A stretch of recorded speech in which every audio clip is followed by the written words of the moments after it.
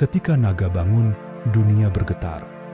Bayangkan, 40 tahun lalu, seorang pemimpin perusahaan di Beijing saja masih takjub melihat kalkulator seharga $10.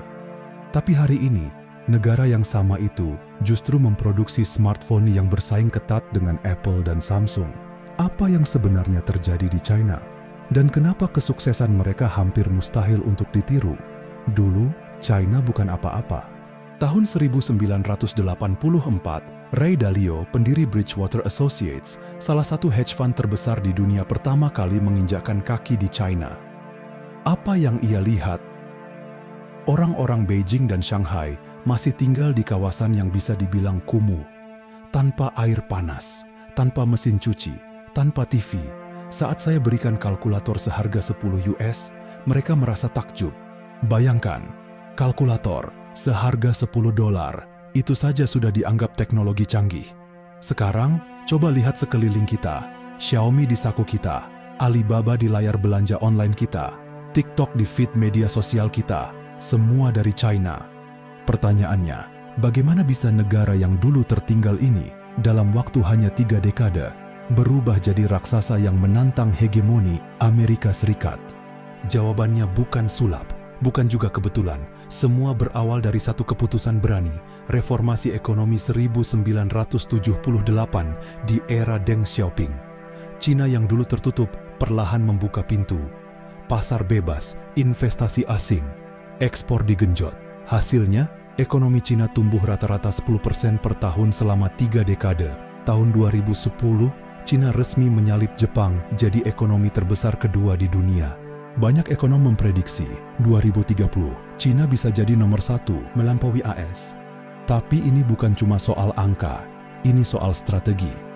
Cina membangun ekosistem lengkap, jaringan pabrik masif, rantai pemasok yang efisien, infrastruktur logistik kelas dunia, tenaga kerja banyak, murah dan semakin terampil, lalu akses hampir tanpa batas ke pasar global.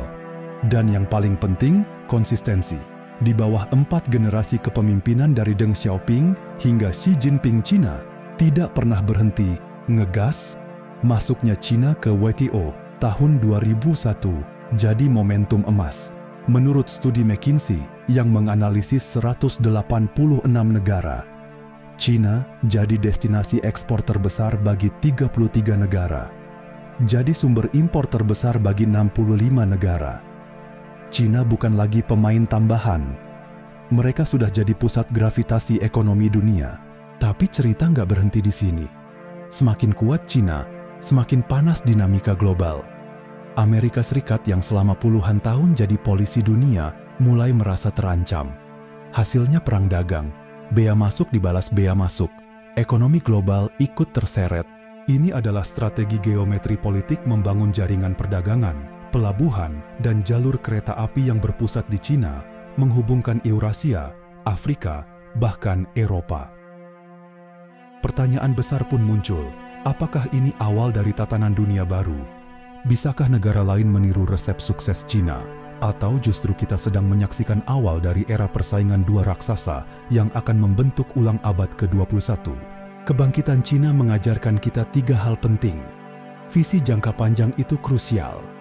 Cina tidak berubah dalam semalam.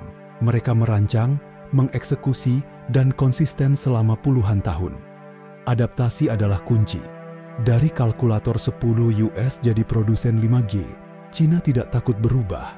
Mereka belajar, mengadopsi, lalu berinovasi. Kekuatan ekonomi adalah kekuatan geopolitik.